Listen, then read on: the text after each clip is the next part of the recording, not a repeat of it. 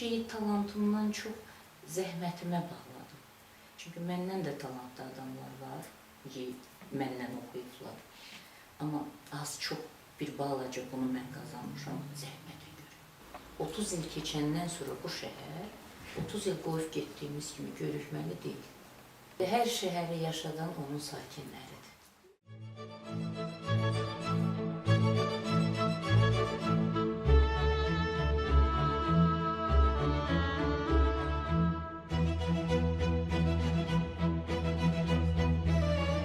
Qarabağ atları, Qarabağ xalçaları. Bax, burada hardasa 60-70 rəng var.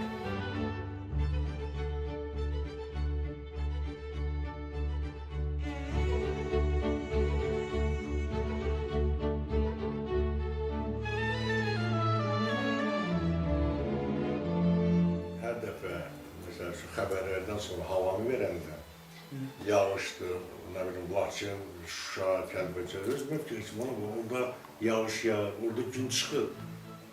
Havanı verirlər, amma biz orada yox. O, hər dəfə o mənə yaman yandırırdı ki.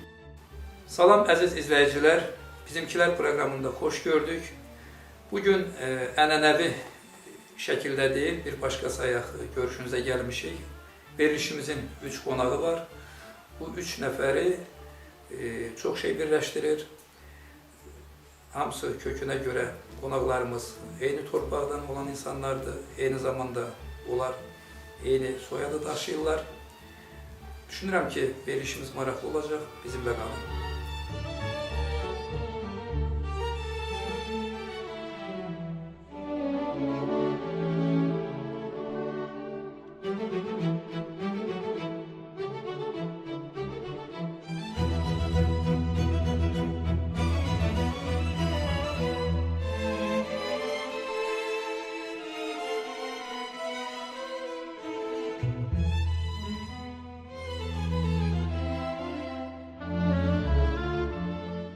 Salam, xoş gördük hər birinizi. Bugünkü qonaqlarımız, başlayaq Yeganə xanımla, verilişimizin Yeganə xanım iştirakçısıdır, adı da elə Yeganə xanımdır.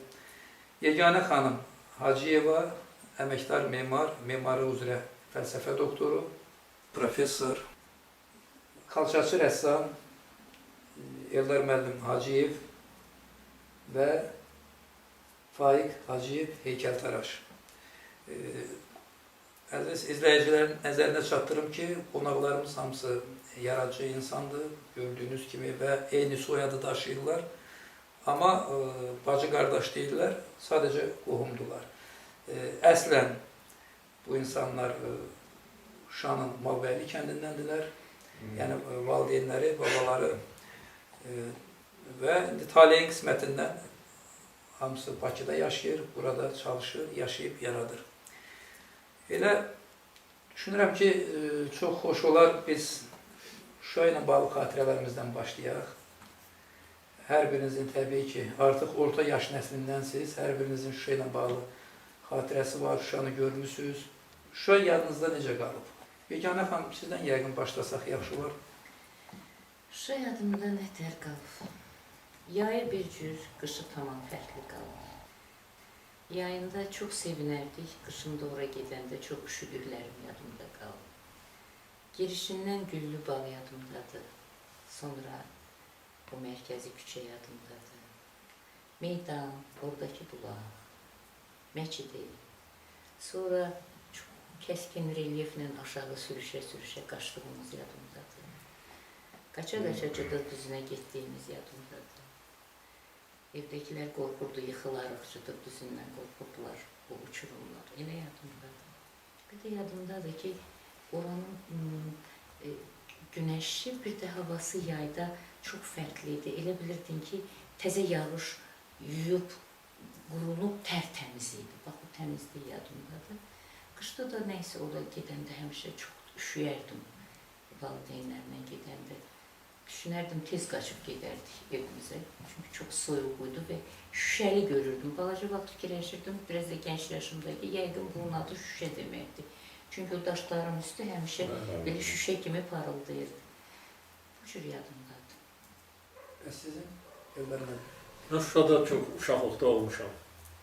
Düzü deyim, o çox yadımda da qalmayıb, amma bu axırıncı dəfə Xarı Bülbül festivalı olanda, onda gedəndə bəzi yerlər mənim yadıma düşdü. Orada çox maraqlı idi, indi gedəndə biz elə Faiq müəllimlə bir yerdə getmişdik. Onun Yeganə xanım deyən kimi havası, onun günəşin o istiliyi, o mart ayıydı biz gedəndə də. May ayıydı. May ayıydı biz gedəndə. Günəşin bir istiliyi var idi, amma bulut bağlayan kimi günəşi bir dəfə sərinlik düşürdü, soyuq düşürdü. Çox maraqlı idi əlbəttə onun yolları, sonra bir o meşidi gördük. Çox maraqlı idi. Mənim üçün bu dəfə getmək çox maraqlı idi. Həm də bəzi məqamlar yada düşdü. Mən əsas bir neçə məqam yadımdadır. Orada Cıdır üstündə çayxana da vardı bir tərəfində, sol tərəfində. Çay içdiyi kökötü ilə. Bu da 60-cı il, yox 70-ci illər olardı. Çay içdiyi kökötü ilə. İndi şəhərdə Bakıda elə kökötü elə işlətmirdik çayda.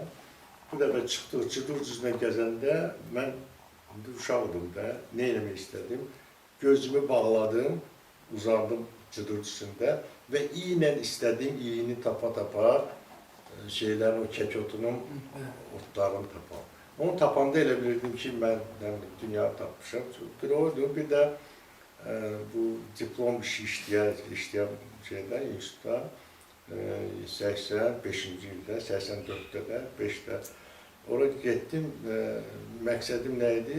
Üzeyir Hacıbəyovun 100 illiyi də olmalıdır 85-də. Həm diplom işimi o hərəsində, həm də ev muzeyində olmamışdım.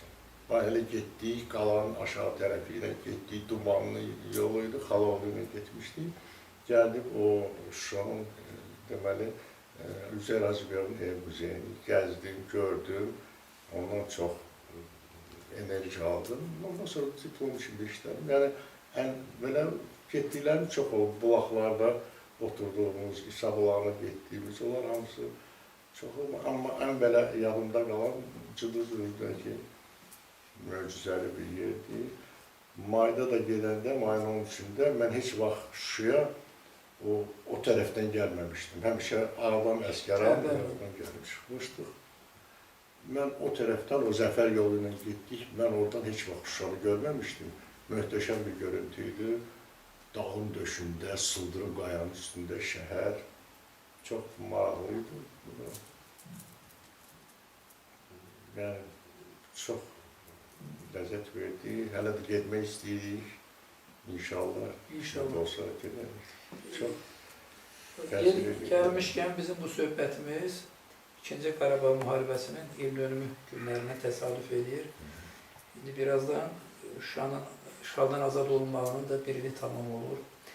Elə həm də bizim söhbət onunla da düşünürəm ki, əlamətlər olacaq, yadda qalacaq.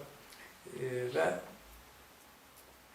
siz xoşbəxt adamsınız ki, Şuşa 28 il yarım işğal altında qalandan sonra, yəni azadlığa çıxanda bu ildən başlayaraq da ora, necə deyirlər, ayaqaşdı oldu, ilk gedənlər oldu ölkə rəhbərindən sonra.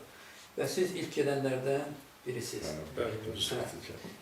İkiniz də, yəni o festivalda da, Xarı Bülbül festivalında bu iştirak elədiniz. Hələlik Yeganə xanıma nəsib olmayıb. Mənə də nəsib olmayıb. Mən Ağdama getdim. Mən hələ biz ikimiz getməmişik. Sizin üçün Ağdamda təbii ki, xüsusi bir əhəmiyyət kəsb edir. Ona görə ki, əslən Şuşadan da olsanız, Ağdamda doğulmusunuz, Ağdamda böyümüsünüz və sizdə Ağdamla bağlı xatirələr əslində deyərdim, bəlkə də daha çoxdur. Bir də maraqlıdır ki, hər üçünüzün yaradıcılığında Qarabağ, Şuşa mövzusu xüsusi bir xətt keçir. Gəlin bu barədə danışaq. Yeganə xanım, yenə sizdən başlayaq. Əslində mənim sənətim memar şəhərsalma mütəxəssisiyəm və işğaldan azad olmamışdan öncə rektorumuz Düçövə xanım, akademik Fəqən Əliyev təklif elədilər ki, inşallah təbii ki bizim torpaqlar azad olacaq, amma hələ ki azad olmayıb, amma biz bacardığımız nəsə bir şey eləməliydik. Ona görə bir belə bir proqram şəklində işğaldan azad olmuş şəhərlərimizin bərpa layihəsi, sabah qrupları o Təhsil Nazirliyinin pilot layihələri idi. Orada uşaqlar çox güclüdülər, çox vətənpərvər, seçilirlər ümumiyyətlə uşaqlar oradan. Və ilk əvvəl biz Ağdamı 2017-də onu işlədik. Ağdamı biz uçulmuş, dağılmış hali ilə müasir kompüter texnologiyasının köməyi ilə gördük, izlədik. Bir də əlimizdə arxiv sənədləri var.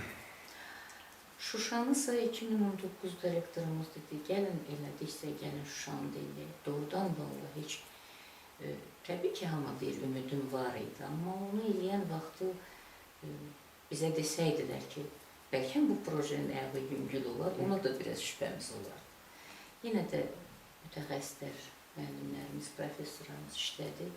Yenə də Şuşanın alınmazdan öncəki halinin arxivlərdən sənədlər tapıldı. Təbii ki, tələbələr onları görməyiblər, başqa mütəxəssislər görməyiblər, amma mən çox da böyük şəhər deyil, çox yığcam şəhərdir.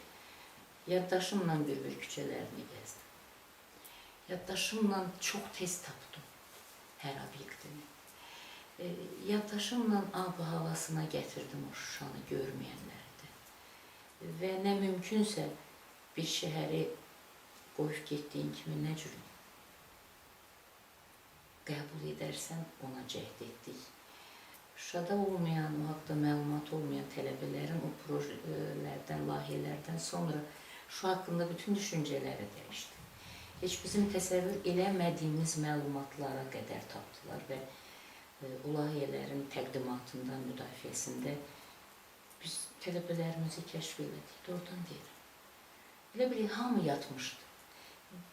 Bir təkən lazım idi ki, düşünəsən ki, şəhər sənindir. Düşmən tapdaq altında ola bilər. Dünyanın neynəsə də bu şəhər sənin. Və o şəhərin sənin olması üçün mimarlığın və şəhər salmanın imkanları, tarixi, nəzəriyyəsi və onu yenidən yaratmaq çox kömək eləyir adam. Bu şəhər özgəninki olanda onu bərpa eləməzlər, sübut olundu. 30 il onlar torpaq aldı. Ha çalışdılar, heç nə eləyə bilmədilər, çünki onların deyil idi. Heç vaxt da siyasətçilər, diplomatlar bu tərəfdən yanaşmırlar ona, amma kimsə yanaşacaq. Səbəb odur.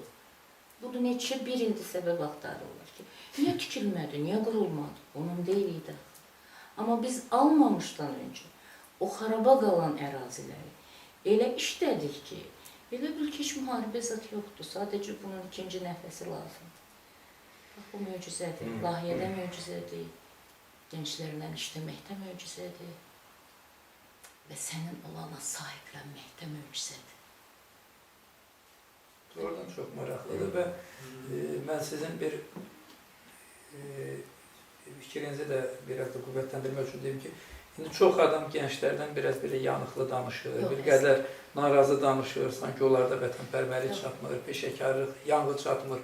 Amma məncə elə deyil. Siz hər halda gənclərlə işləyirsiniz, bunu daha yaxşı bilərsiniz. Yox, əsla elə deyil. Sizi inandırıram, elə layihə işləri olub, heç bu iş yox.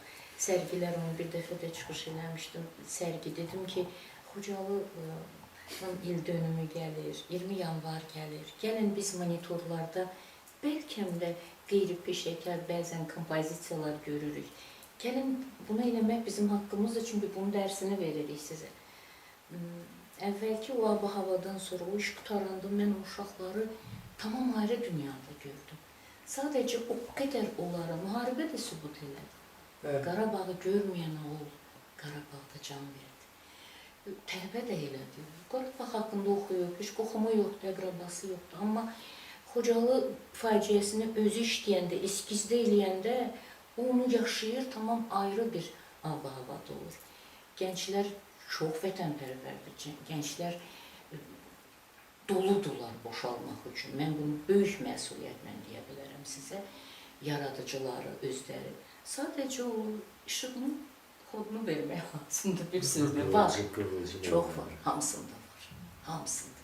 Mən məsuliyyətlə deyərəm, ömrümün demək olar ki, bir 30 ilini də tələbələrlə hər ili ünsiyyətdə olmuşam. Heç vaxt mən gənclərdən narazı deyiləm, heç vaxt. Əsla. Gözəl müəllim, sizin üçün Bəli. bu yaradıcılığınızda Şuşa mövzusu, Qarabağ mövzusu. Çünki sizin çox işləriniz var bu mövzuda. Bəli, məndə bu Qarabağ xalqları ilə bağlı, Qarabağ xalçaları ilə bağlı işlərim çoxdur. Elə bil, Zəfərdən qabaq da mən başlamışdım bu mövzuda işləməyə. Yəni, xeyli bir işlər eləmişdim. Həm dekorativ bu rəngkarlıqda, həm də çoxsun xalçalarda eləmişəm. Zəfərdən sonraki lap mənim də o gücləndi bu ideyalar, sonra bu mövzu gücləndi. Çoxlu bir, demək olar ki, bir silsilə kimi bu Qarabağa aid, Qarabağ xalçalarına aid bir xalçalar elədim, sonra bu rəngkarlıq işləri elədim. Nümunələri də gördünüz mənim evimdə, bunları, yəni Qarabağ xəritəsini elədim, Qələbə xalçasını elədim, sonra Qarabağa aid ayrı bir Şuşa qızı, sonra sairə siz gördünüz indi xalçalar. Bu mövzu mənim üçün çox maraqlı idi, çünki anam, atam oradandır, Şuşadandır. Həm də ki, bu Qarabağ xalçaları məni çox xoşlayıram, onların naxışları, onların çeşidləri çox mənim üçün doğmadır. Ona görə bu mövzuda mən işləyirəm, indi də hələ fikirlərim var ki, hələ bu silsilənin davam edir. İnşallah. İnşallah. Həm də sizin çox yaxşı bir müəlliminiz oldu, bax, ustadınız oldu, Bəli. Allah rəhmət eləsin. Lətif Lətif müəllim, Kərimov. O da O özü Şuşalı də olub. Şuşalı idi Bəli, o da və Şuşalı. bu işində nəinki Azərbaycanda, dünyada ən yaxşı biricilərindən sayılırdı. Bəli, Yəni, bəli. xalça sənəti. Lətif müəllim idi, Kübra xanım idi. Bəli. O da elə Şuşadan idi. Hə, geri gəlmişdi, Kübra xanım Əliyeva deyirsən. Bəli, bəli, Kübra xanım. Sənətşünas Bəli. alimimiz bizim. Onlar bizə dərs deyib, yəni bu məhəbbəti xalçalara, bu elə Aşılayıblar. şey onlar bizə veriblər, bəli. Fərid müəllim, sizin də bilirəm yaradıcılığınızda xüsusi yer tutur Qarabağ mövzusu. Qarabağ mövzusu o qədər də daha çox Qarabağ. Qarabağ Aysun. Hətta sizin ayrıca bir kitabınız da var bu barədə. Kitab da bıraxdı. Eyni bizim qarşımızdadır, burada da. İddiası indi bunun yeni bir, daha yaxşı kitab bıraxmaq fikrindəyəm inşallah. Materialım bu 4 il ərzində daha da çoxalır, xeylən çoxalır. Tarixi ilə maraqlanıram, sonra incə sənətdə olan şeyləri axtarıram. Sonra arada da öyle Bəs yaxşı, bu heykəltaraşın kitab yazmaq istəyi, ideyası nədən, hardan qaynaqlandı, hardan yarandı? Nə bilim, belə çox, demək olar ki, mən Adətən heykəltaraşlar sözlə elə də dostluq eləmir. Amma indi siz burada həm də bir qələmlə öz məharətinizi göstərirsiniz. Ürəyiniz doluydu. Ya mən demək olar ki, elə heykəltaraşlıq da atların hesabını başlamışam.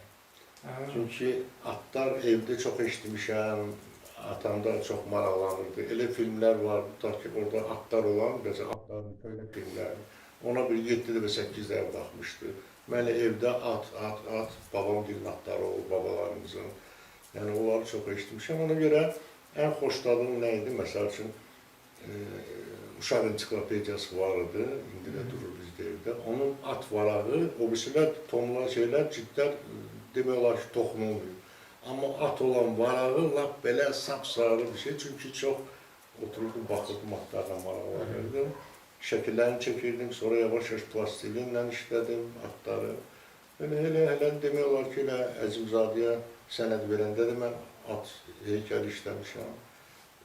İnstituta daxil olanda da o işlərimin içində at olub. Elə o yolla da bu məni elə bir ki, çəkir, aparır, maraqlandırır. Hələ də, nə bilim, hələ də o mövzuda işləyirəm, hələ tükənmir mənim üçün. Ötən dəfə də siz mənə dediniz ki, hələ çox, əslində böyük, monumental işlər işləmək istəyirsiniz. İndi inşallah imkan daxilində. Təbii ki. Çünki onu da birincisi sifariş olmalıdır. Ya da böyük həyət, emalatxana olmalıdır ki, onun nümunəsini. Üstəlik, o heykəli bir qoylası yeri də var, məsələsi də var. Əsasən sərgilər üçün öz yaradıcılıq belə dəzgah işi sayılır da, stankovi. O cür işlər işləyirəm, kompozisiyalar. At olmayan mövzulara da toxunuram, amma yenə də soru qaydıram atlara. Necə deyirlər, hər ən quranın qaydası atır. Axırı yenə gəlib çıxın. Çünki məni cəlb eləyir, hələ gördüyüm işləri, hələ istəyirəm müəyyən işləri görəm, o da məni cəlb edir ki, hələ bunu eləmək lazımdır.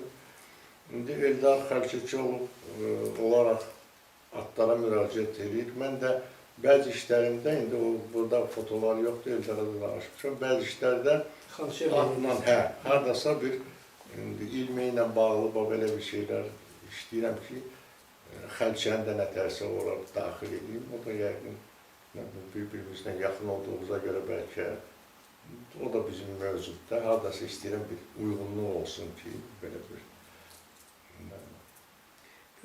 Mən bayaqdan indi sizin hər birinizin şöhrəsinə baxıram. Bilirsiniz, nəyi istər-istəməz dərhal sezdim, gördüm.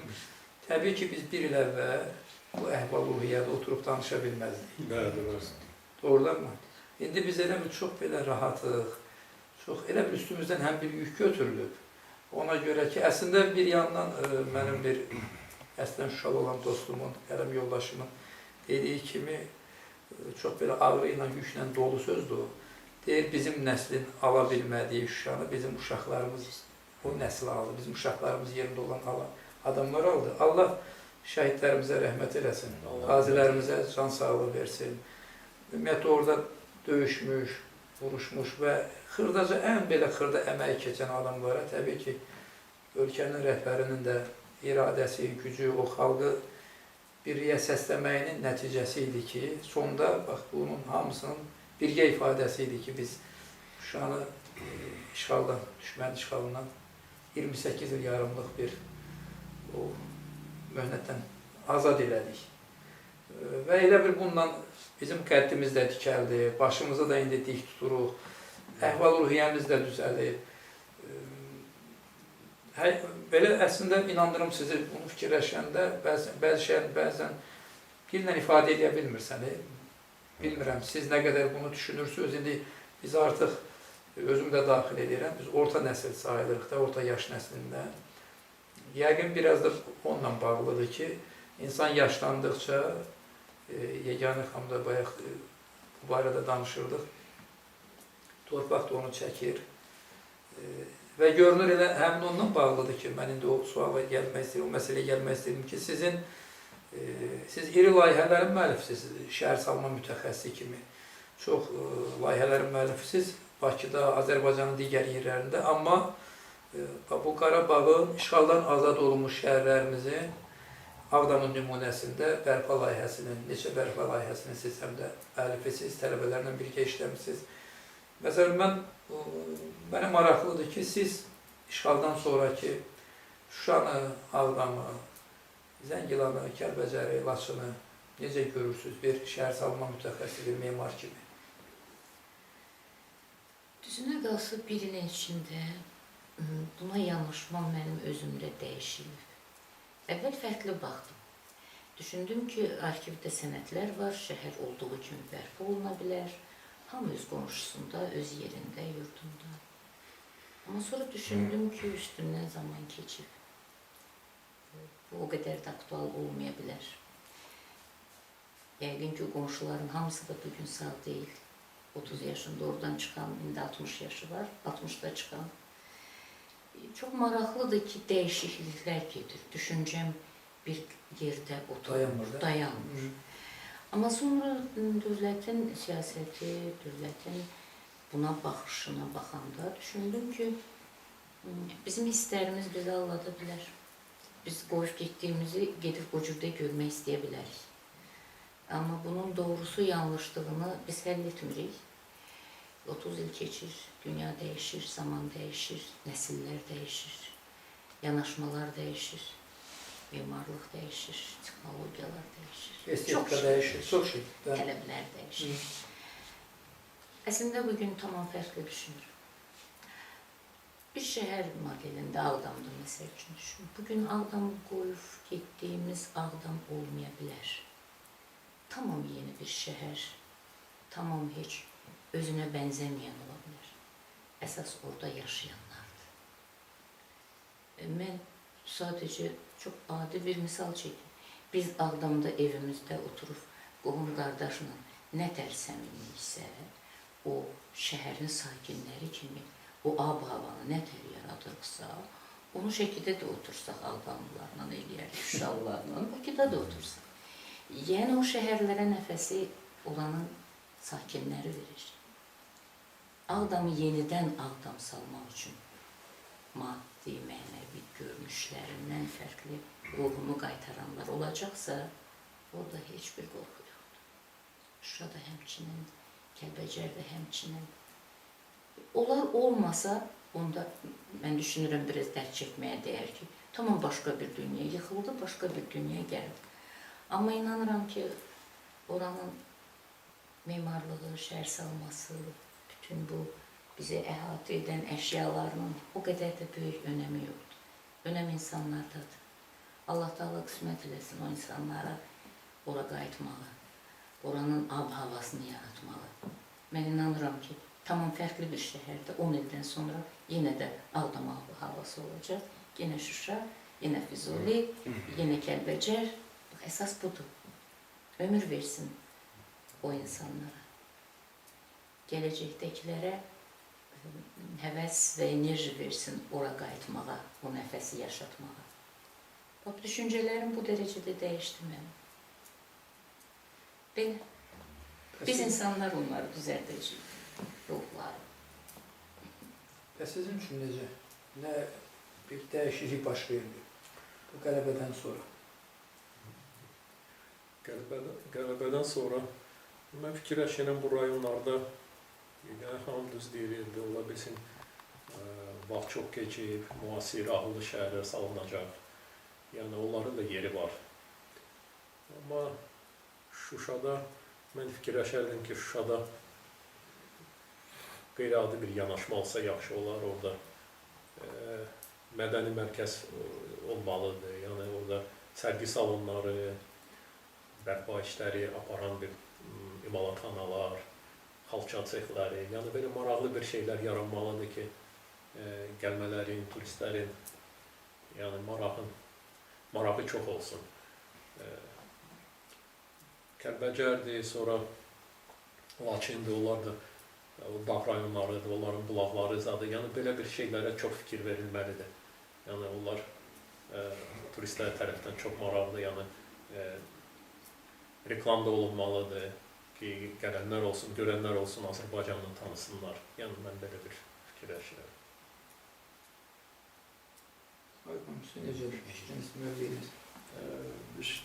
Mən ki, Ağdamda çox olmuşam. Mənim üçün biraz yeganə orada yaşayıb da, yeganə xanım. Mən tez-tez qonaq getmişəm. Bilirəm, mən o köhnə Ağdamı mən görməyəcəm. Ondan bərabər heyfslənirəm ki, o köhnə Ağdamı görməyəcəm, həyətlərin içində. Amma yəqin ki, o yeni nəsil üçün hələ də böyük fərq eləmir, əsas torpaqda onlar yeni həyatı görəcək. Doğru bilər. Sonra o proyektlər göstəriləndə onların birincisində də həm də Cənab Prezident dedi ki, Eyvazxanlı Bəyli kəndində konzavod olub əvvəl. İndi atlar da yerinə qayıdacaq. Mən atçılıqda çox olmuşam, əvvəllər də çox olmuşam o vaxtda. Atların adla bilirdim hamısını. Çünki tez-tez gedirdim, onlar əvvəlcə Bakıda Cıdırda da görmüşəm. İnşallah onlar da tikilsin, indi yəqin ki, əvvəlcə evlər olacaq, yaşayış yeri sonra. Onlar da tikilsin, atlar da qayıtsın öz vətəninə. Həm də istəyərdim ki, Qarabağ atının şöhrəti olan, keçmişdə olan 18-ci, 17-ci olan o şöhrətə qayıda bilir. Biraz ondan xeylən bitirmişik. İnşallah da yəqin ki, yavaş-yavaş İndi siz biraz atçılıq mütəxəssisi sayılmazsınız da, amma çox maraqlandığınız üçün necə düşünürsünüz? Bunun üçün daha çox nə etmək lazımdır? Nədən başlamaq lazımdır? Hansı istiqamət iş qurulmalıdır ki, həmin o dediyiniz Qarabağ atlarının şöhrətini bərpa edə bilək? Biraz həm çətindir, həm də lazımdır. Birincisi say. Atların sayı və keyfiyyəti çox olmalıdır. Say o qədər də çox deyil. Keyfiyyət yenə pis deyil, amma yenə də biraz, necə deyim, onu dünya səviyyəsindən çıxartmaq, hərçəndir, tutaq ki, 19-cu əsrin əvvəlləri, 18-ci əsr, məndə bütün sübutlar var, şeylər. Qarabağ atı kimi cins, at cinsi dünyanın Almaniya, Avropadan başlamış, daha Çin, Hindistana qədər o qədər yayılmış və o qədər necə deyim, dəbdə olan, hamı əldə eləmək istəyən o qədər o boyda cins olmuyor. Bizdə baxmayaraq ki, Ərəb atının üstün olur. Dilboz atları da var idi Qazaq tərəfdə. Amma onlar mən bilən Qarabağ atları qədər şöhrətli deyil. Yox, o qədər deyil. Demək olar ki, Ərəb atı o qədər şöhrətli deyil. Türkmen atı o qədər şöhrətli. Axal təkən deyirsiniz də. Onda da əslində Türkmen də gedirdi, Tekə də gedirdi. Bax, elə ki, cins fərqliliklər vardı. Qarabağ atı Ərəb atından üstün sayılırdı. Türkmen, Axal Tekədən üstün sayılırdı. Əgər gedib, məsəl üçün, Almaniyada, Fransada padşahlar Qarabağ atının üstünlüyü verib, üstündə minib ortaya çıxırmışlarsa, deməli, bu nəysə elə belə olmuyor. Buradan oraya buyuruyor. Yəni, onların qayıtmağını və o şöhrəti qaytarmağı çox istəyərdim. İnşallah, bəlkə də alırlar. Hər halda bunu biz düşünürüksə, deməli, aidiyyatlı qurumlar və insanlar da şübhəsiz düşünürlər, amma biraz da genişləndirilsə daha yaxşı olar. Sonra bir də tələbat da lazımdır da. Qarabağ atı tək Cıdırdan başqa, onun məsəl üçün davamlılığı var. Şuşada dağları, məsəl üçün, aşıb Şuşaya qalxıb düşməyi, onun həyatın gücü çatmaz onun belə. Yəni, o şeylərdə istifadə edib, müəyyən növlərində, onun idman növlərində onlara gərək istifadə olunsun və ona tələbat olsun. Həm də tələbat elə o atların və atçılığın da yaşamağı deməkdir. Tələbat olmayan şey sıradan çıxır da, tələb təklif məsələsi, o iqtisadiyyatın deyir, qızıl qanunudur. Bu məsələdə də təxminən elə yanaşmaq lazım gəlir ki, tələbat olmasa o da sanki bir suvenir kimi, bir egzotika kimi lazım gələcək. Bir balaca o halda, indi biraz o haldadır. Amma gərək yəqin ki, o həm də seçim olmalıdır. Biraz onu danışdıq, mən mövzuda saatlarla danışa bilərəm. Mütəxəssisi deyiləm, amma çox maraqlanmışam və çox oxumuşam. Əsasən də inqilabdan qabaq, ki, 19-cu, 18-ci əsr. Bayaq Yeganə xanım danışanda mən istər-istəməz bir barədə ciddi, bir də daha doğrusu həmişə bu barədə demək olar, nədənsə son baxıb düşünürəm. Təzədən elə bir qayıtdım o şeyin fikrin üstünə ki, biz şərtli olaraq biz irrasional düşünürük. Elə biraz sözə bağlıyıq, hissə, duyğuya çox bağlıyıq və illah da yaşın gətirdiyi şeylər var ki, amma siz onu çox yaxşı dediniz. Bu məsələdə, o bərpa məsələsində istəyir şəhər salma nöqteyi nəzərdən, istəyir bütövlükdə həyat tərzinin. Burada artıq məhz rasional olmaq lazım gəlir. Çünki dünya yerində qalmır, yaxud da yalnız bizim nəslin, bizdən yaşlıların düşüncələri, arzusu, istəyi üstündə də qurulmalı deyil. Yəqin ki, bir müəyyən mənada bundan uzlaşmaq pis olmaz, amma yalnız buna köhlənə də bilməzlər. Çünki biz istəyirik ki, adamı gedək elə görək, Şuşanı elə görək, nə bilim, qeyri yerləri elə görək, amma həyat yerində dayanmayıb, bax, o bayaq dediyimiz kimi hər şey dəyişib. Dövrün gətirdiyi tələblər var, yanaşma var, estetika var, memarlıq da yerində qalmayıb. Amma təbii ki, bir müəyyən özünə məxsusluğu saxlamaq da pis olmaz. Çünki Parisdə bunu saxlayırlarsa, Romada saxlayırlarsa, Romanın özündə necə bizdə Bakıda içəri şəhər olan kimi, orada da qədim Roma vardı. Tarixi mühit. Tarixi mühiti saxlamaq lazımdır. İçəri şəhərdə görürsünüz, həmin içəri şəhər deyil, ondan əsər əlamət qalmayıb. Yenə şükür ki, Şirvanşahlar sarayı var, Qız qalası var, bir-iki məscid var. Amma bütövlükdə götürəndə bu təzə binalar oranın görkəminə razılaşaq ki, xələl gətirir. Şuşanın da bu qədər məscidləri olub. 165, mən bilən üst-üstə memari abidəsi olub da. Bəli, memari abidəsini sayılır. İndi onların ümumən o ən qiymətlilərini, inci sayılanlarını şübhəsiz ki, saxlamaq lazımdır. Çünki hamısı başdan əvvəl təzə binalarla şəhəri doldursalar, belə deyək, yolu çıxmasın. Onda bu Şuşa olmayacaq ki. Bir də bilirsiniz, həm də bu torpaqların qayıtmağı mənim aləmdə bizə hansı məsələdə çox diqqətli olmağı, ciddi düşünməyi sanki təlqin edir, aşılır.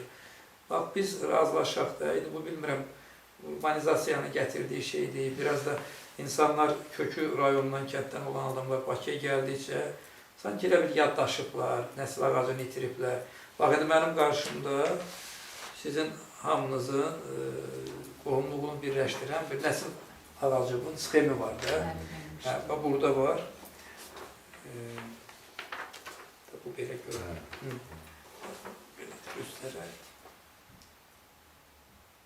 Burada təxminən 200 il əvvəl, 200 ildən də çox, 220 il əvvəl doğulmuş o Hacı Əli kişidən törənən başlayan bir nəsil ağacıdır.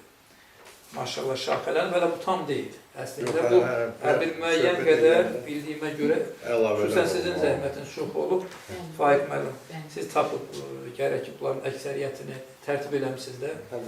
İndi tam olmasa da, maşallah göstərir ki, böyük bir nəsildir. Özdə bu nəsildən kifayət qədər tanınmış, samballı insanlar çıxıb hər sahədə. Müəllimlər, alimlər, baxın, sizin şəxsinizdə sənətkarlar.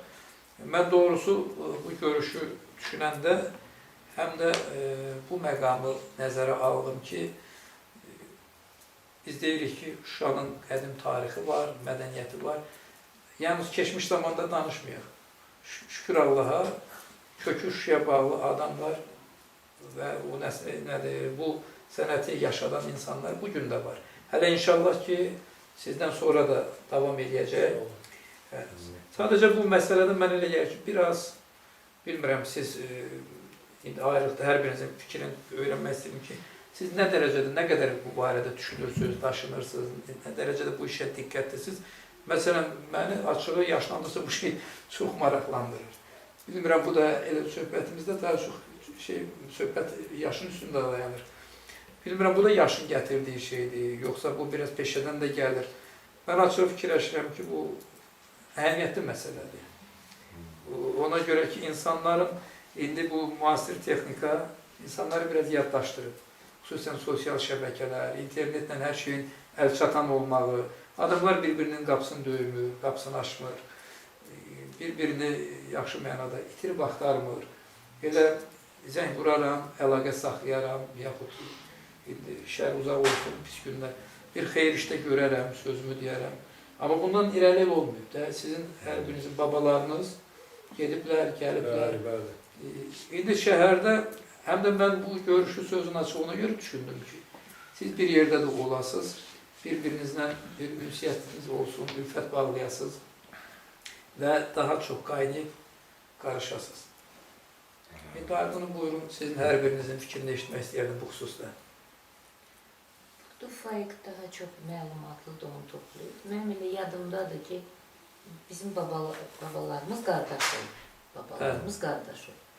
Bir də yadımdaydı ki, Malbəyliyə bizi aparırdılar, göstərirdilər, harada onlar yaşamışdı. Bir də Malbəylidən yadımdadır, çınar var idi. Çınarın içindən qızıl su çıxırdı. Buna nəsə bir mistik bir yanaşma var idi. Belə bir şeylər var idi və sonra düşündüm ki, Malbəyli deyəsən bir küçədən ibarət idi. Belə mərkəzi küçə var idi, çıxdı, getdi. Bunun toplanılmasında Vasif müəllimin çox böyük köməyi var.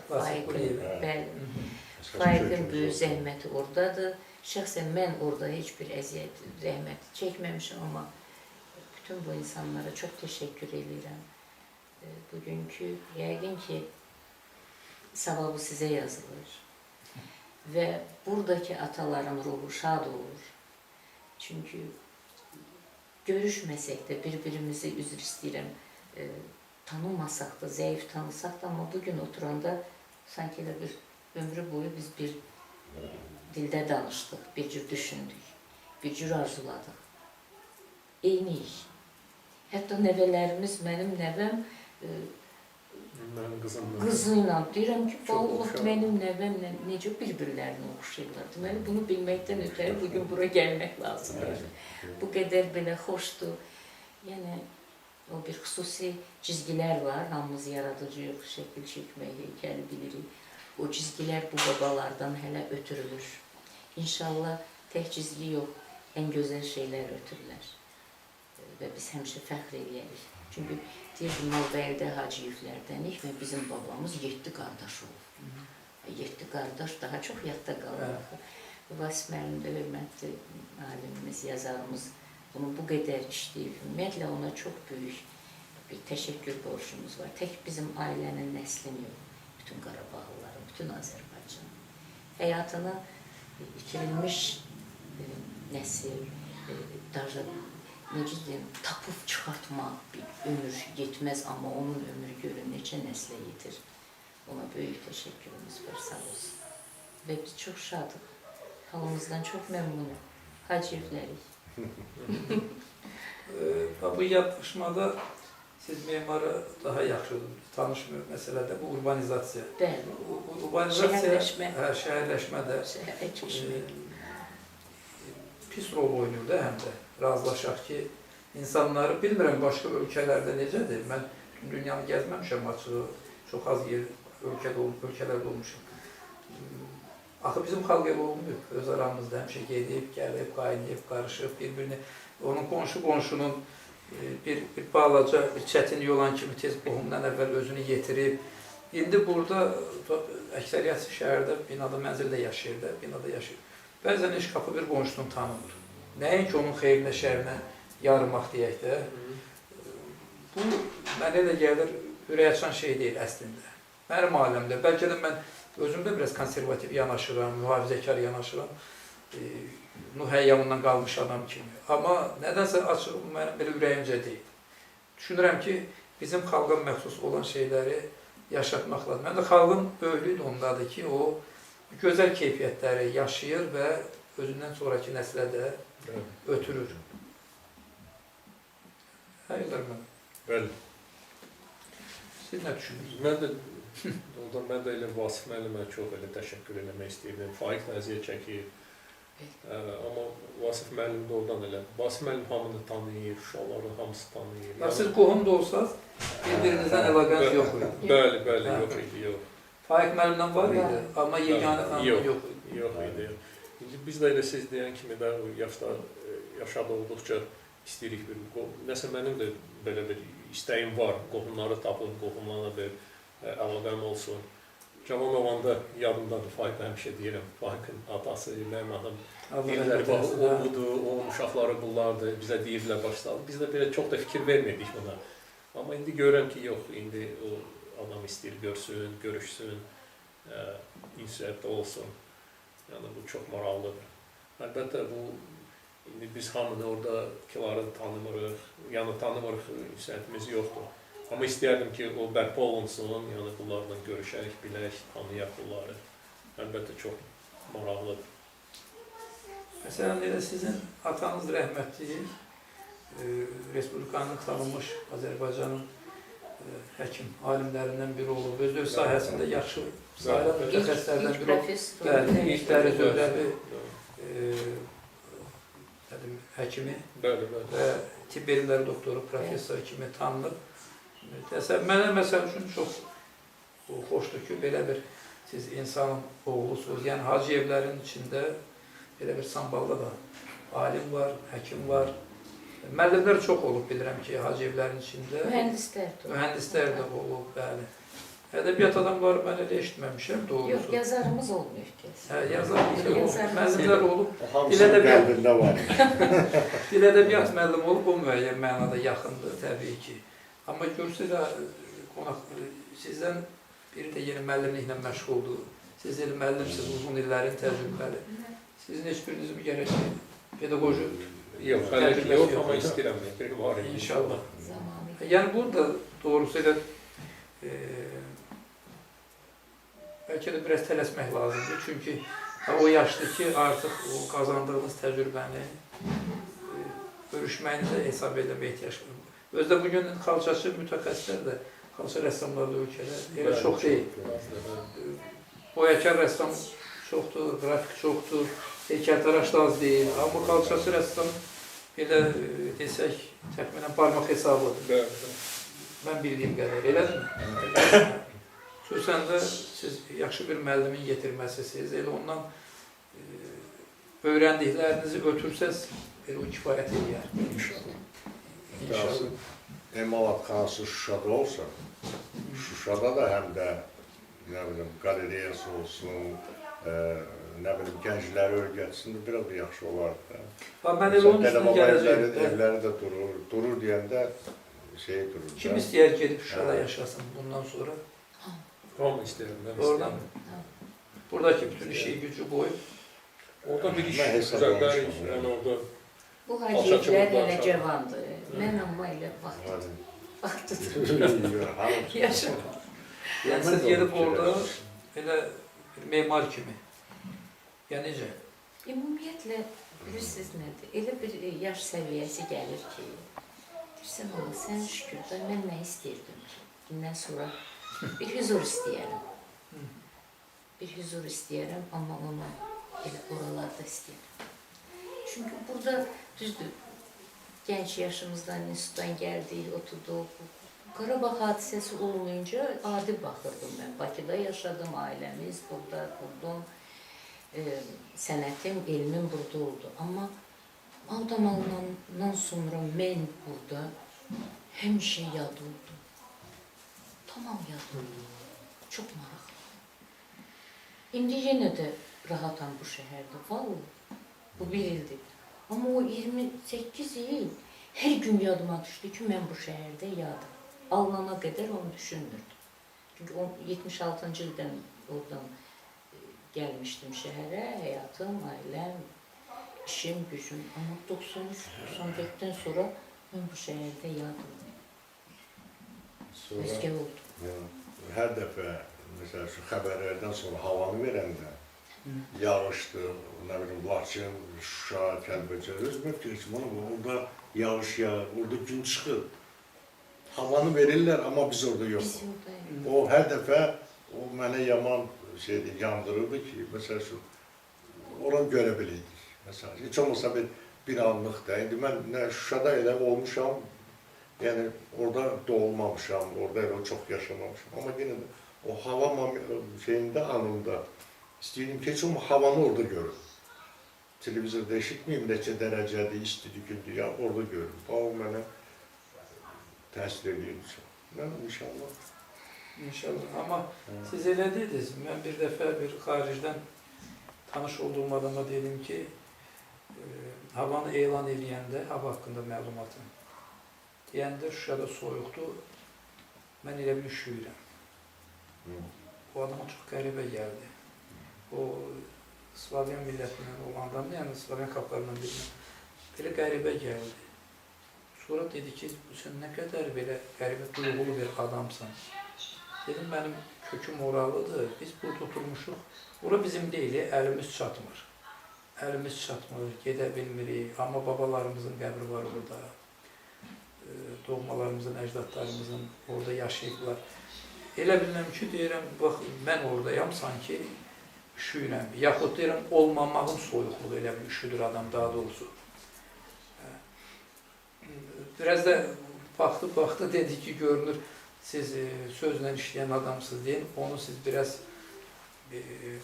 necə deyərlər, obrazda, bədii şəkildə, obrazlı şəkildə dediniz. Mən heç ağlımın ömründə elə şey gəlməzdi. Dedim, sən xoşbəxt adamsan, torpaq itirməmsiz. Düzdür, mən də dedim, uşaqdan Bakıda bölmüşəm, amma mənim də köküm oradandır və pis təsir edir. Və hətta sizə mən yaxşı mənada sözün açılmayda ki, siz eşidəndə ki, getmişsiniz, sonra sizinlə danışdıq, o xatirələrinizi danışdınız.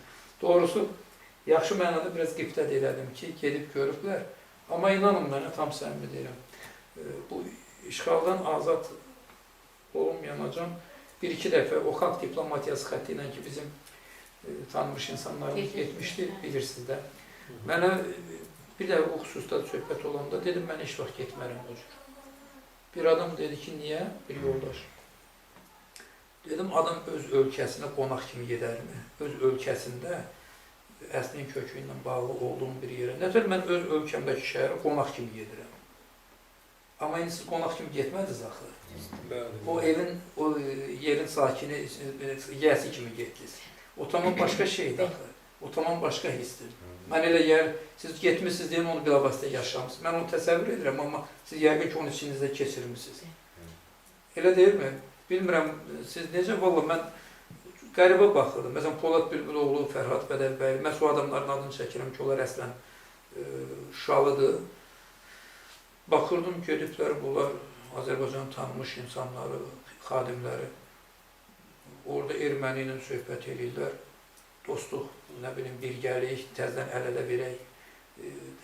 Bu söhbət aparılırdı, xalq diplomatiyası. Bu, elə bir termində tapılmışdı. Mənə qəribə gəlirdi. Necə olan şeydir? Mən öz ölkəmə getmişəm, qonaq kimi mənim ödə topla, tüfəklə qoruyurlar ki, oradan oraya getməyim, buradan buraya getməyim. Yəni, erməni mənə nəzarət edir. İndi şükür Allaha elə deyil və bir müddətdən də sonra Allahın köməyi ilə tam ki, o qalan torpaqlarımız hələli ki, necə deyərlər, o sülmərəmların bilavasitə nəzarətində sayılan torpaqlardır. İnşallah mən inanıram ki, bu bitəcək də bu proses. Ömrü boyu belə qala bilməz ki. Madem bunu belə yol veriblərsə, deməli, bunun bir həllini də düşünüblər.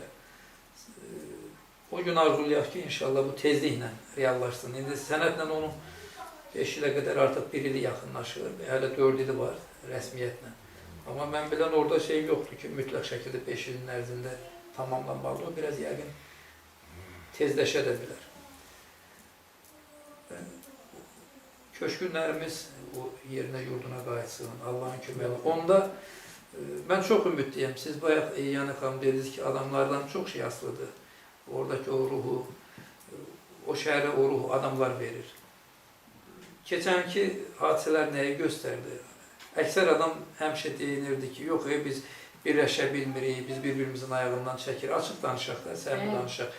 Ondan sonra cavanlarımız hamısı, belə üzr istəyirəm, çoxsu veyil-veyil gəzir filan. Amma hadisələr nəyi göstərdi? Həmin o dünənləri bəyənmədiklərimiz, çoxunun bəyənmədiyi cavan uşaqlar əlinə silah aldı, getdi və qəhrəmanlığı da o şücaəti göstərənlərin əksəriyyəti də məhz dünənləri o necə deyəm, dəliqanlığı ilə, ipə sapa yatmamağı ilə, danlanmağı ilə seçilən gənclər idi. Çox qəribə bir şeydir. Deməli, indi bu xalqın içində Allah'a şükür, vətən sevgisi də, o ruh da ölməyib. İndi ora qayıdandan sonra deməli, tezliklə də o mühiti də təzdən biz bərpa eləyəcəyik. Siz getsəz, neyin yerdiniz Şuşada? Mənə çox maraqlıdır, siz deyiz böyük məmnuniyyətlə, amma bilmirəm, memar kimi özünüzü orada gördünüz, yoxsa elə... Yox, özümü memar kimi görmədim orada nəsə. Orada? Hə, amma Şuşanın tarixi, şəhər salması haqqında... Hərçəndə ehtiyac var da o şəhərdə. Amma Şuşanın tarixi, şəhər salması haqqında bütün fakt məlumatları daima çatdırmaq istəyərdim. Bütün dünya oradan çatdırardım ki, bax, bu mənimdir, bunun tarixi budur, tikən budur, yaşayanı budur.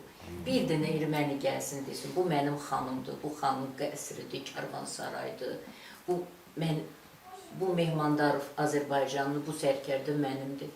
Ömrümü dünyaya səsimi çatdırmaq üçün nə qədər mümkündür, ona çalışardım. Məncə o daha effektli olardı, çünki başqa cür heç kim heç nə anlamır. Yəni, burada elədiniz eləmişsiniz, bundan sonra missiyanızı... Missiyam ancaq gedib memar kimi tarixi memarlığın üzərində sübut eləyərdim. Mən həmişə deyirəm, tarix kitabları çox yazılır, amma memarlıq tarixi kitabı, tarixin o, bəzən belə deyim də, bəlkə belə oldu, bəlkə belədir, fərziyyədir belədir. Memarlıq fərziyyə sevməz. Bu əsər eramızdan əvvəl 3-cü minilliyə aiddirsə, Gizada bu ehram durur. Bu Notre Dame'dır, əsər budur. Bu da Pənahalı xanımın qəsridir, budur. Sən də mənə göstər Erməni xanımın qəsrini. Yerini göstər, kitabını göstər, nəslini göstər. Buna qoyardım ömrümü. Memarlığın üzərində o Qarabağın tarixini bir-bir hopdurardım dünyanın canını. Bəlkə onda bizdən əl çəkilir. Çox maraqlı məsələdir. Şuşanın misalında bu mümkünlüğü mən siz deyə gözümün qabağına gətirdim. Bizim İrəvan da qədim yurt yerimizdir də, bizim torpaqlarımız. Amma orada təəssüf ki, Azərbaycan türkünün memarlığından, abidəsindən bir nişanə saxlamayıblar, bilirsiniz.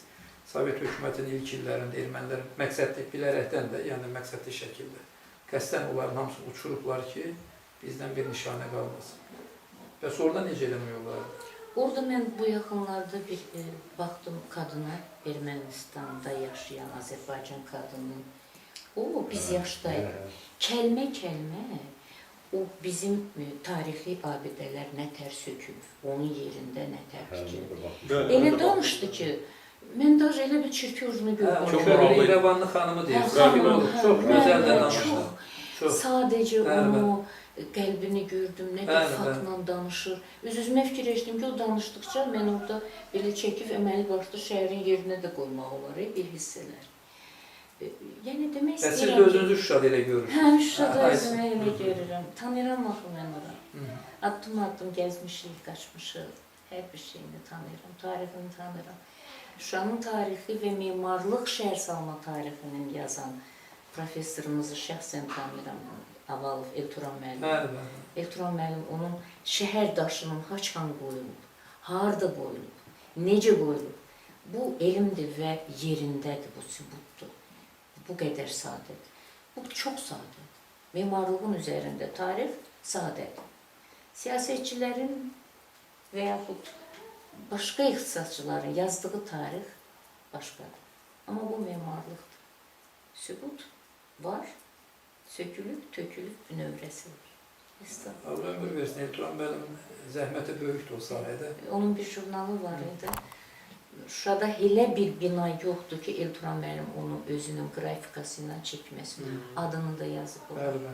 Hamısı adını. Və şəhərin məncum nüvəsi hardan başlayıb, nətər inkişaf edib, nə ilə inkişaf edib, bir-bir yerləri ilə hamısı. Çox möhtəşəm bir elmi əsərdir, monografiyadır. Mən onu dərs kitabı kimi görürdüm, belə düzünə qalsın, uzun illər. Böyle. Yazar müəllim, siz özünüzü Şuşada rəssam kimi, xalçaçı rəssam kimi. Şuşanın Qarabağında xalçaçılıq ənənəsi var gəlir. Bəli, bəli. İstəyərdim əlbəttə orada yaşayım da bir xalça çexi olsun, yeni işlərim də orada toxunsun. Qarabağ xalçalarını da orada təzədən toxuyaq, Şuşa xalçaları, Qarabağ xalçaları. Çox istəyərdim əlbəttə, çox maraqlı olardı. Belə orada qalıb işləmək mənim üçün çox maraqlı olardı. Siz bundan bağlı bir müraciət eləməmişsiniz? Yox, hələ ki yox. Hələ ki orada mənə elə gəlir ki, hələ tezdir. Hələ bir qurulsun şəhər. Bəli. Tam bərpa olsun Şuşa. Ondan sonra inşallah sərgi də keçirmək istəyərdim. İşləmək də Yer gəlmişkən sizin yaxınlarda Bakıda sərginiz olacaq, fərdi sərginiz.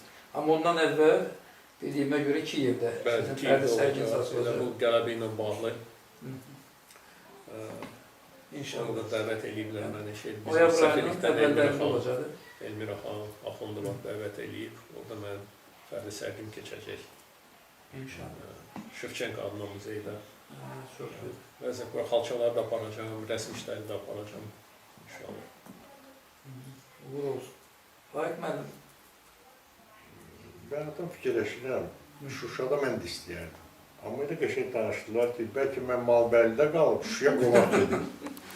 Siz də bizə gələrsiniz. Orada bizim Sovet vaxtında elə dururdu da, ulu babamın evləri, babamgilin evləri. Şəkili, hələ də məndə emalatxanada fotosu, o vaxt çəkmişdim. Fotosu durur. Asmışam, tez-tez baxıram. Bəlkə daha çox orada istəyərdim. Amma Şuşa mənim üçün daha biraz şey kimi olsun da, nədən, ziyarət yedim kimi.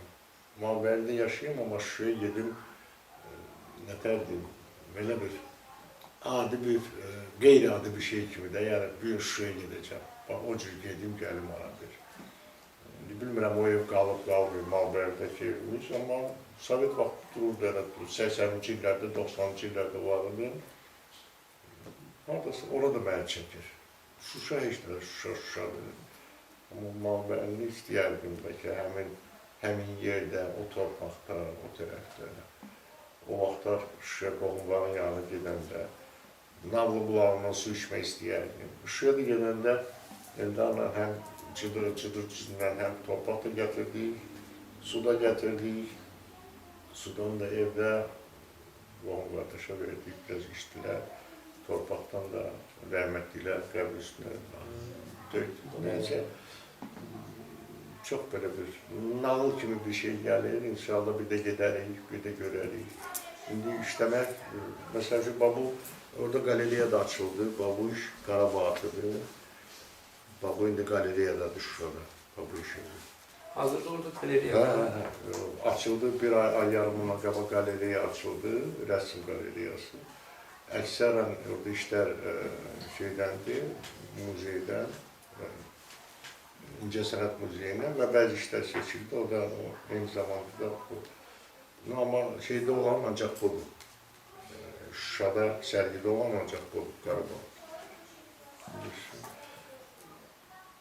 Sizin adla bağlı bir heykeliniz, bir at heykeliniz xaricdə qoyulub da İngiltərədə yerə. Biri Kraliçə Yelizaveta II-yə bağışlı hədiyyə edilib.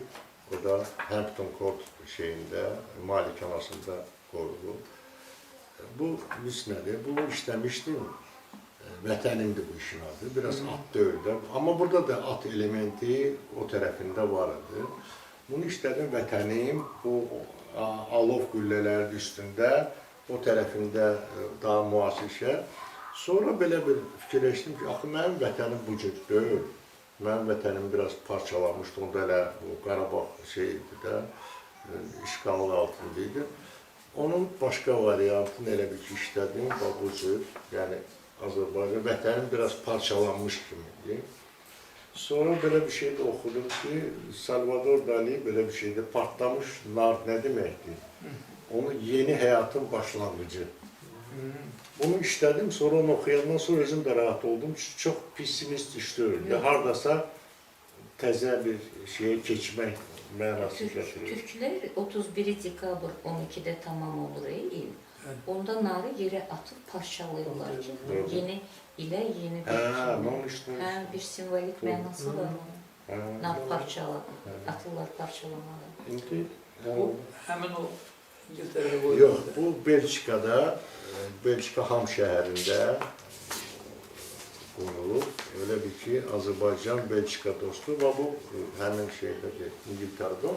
Çox böyük iş deyil, biraz balaca, kompakt iş deyil. Getdi, çıxdı oraya da. Ben. Sonra burada... Çox gözəl işlərimiz. Baba da Qarabağ atıdır. Ümumiyyətlə tək Qarabağ atı deyil, ümumiyyətlə atlardır daha çox. Sonra bu Ərəb atıdır, bu da Heydər Əliyev prospektidir, Azər Sun ofisinin qarşısında, o yolla gedəndə Heydər Əliyev prospekti görsənir. O böyük Tuncdandır, böyük at ölçüsündə, bir at ölçüsündə olmuşdur. Bunu görmüşsən güzel. Elə Salvador Dali. Sonra bəzi, daha çox Qarabağ atı deyil, amma hardasa onun bir qızılı belə çapan yerdə.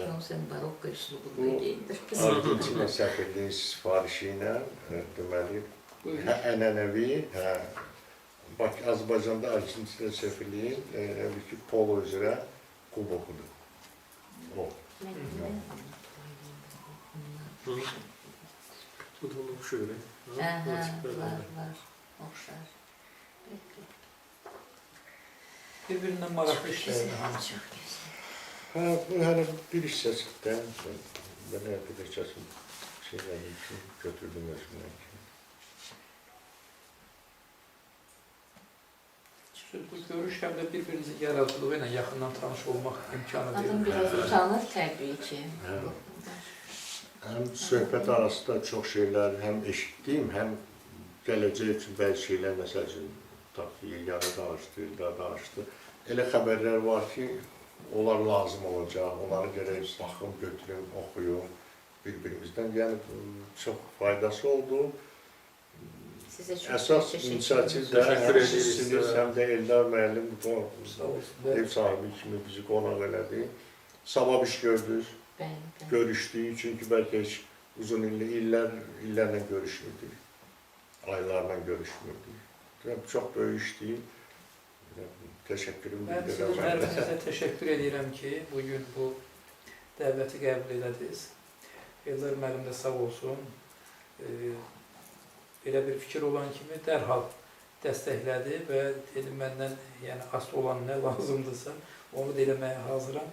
Elə biz onu da deyim ki, Eldar müəllimin mənzilində qonaqlıq bir yerdə əyləşmişik. Burada həm də Eldar müəllimin elə bayaqdan bəri görünür fonda da öz işləridir. Bir-birindən gözəl, maraqlı, dəyərli işlərdir.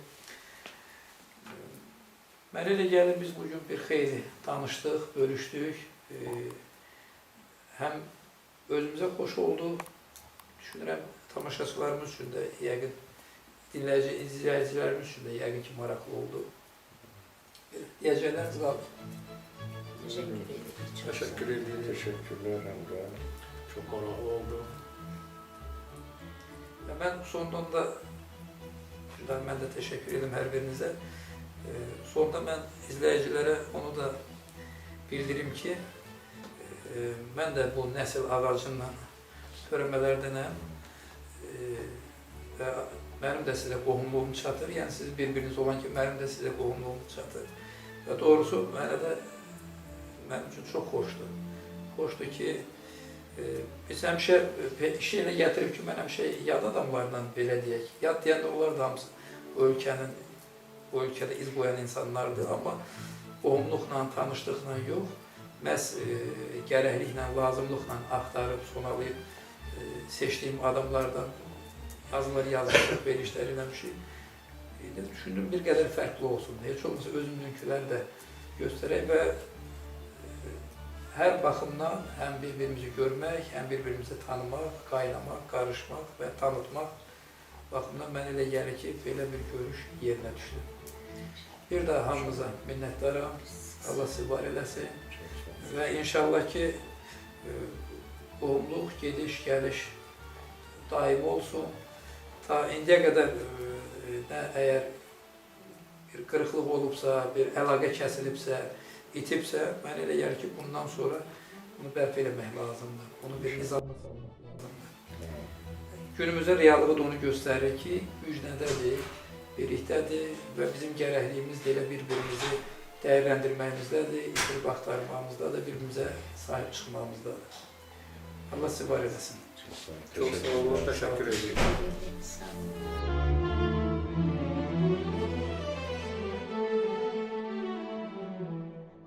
Əziz izləyicilər, daha bir verilişimiz sona yetdi.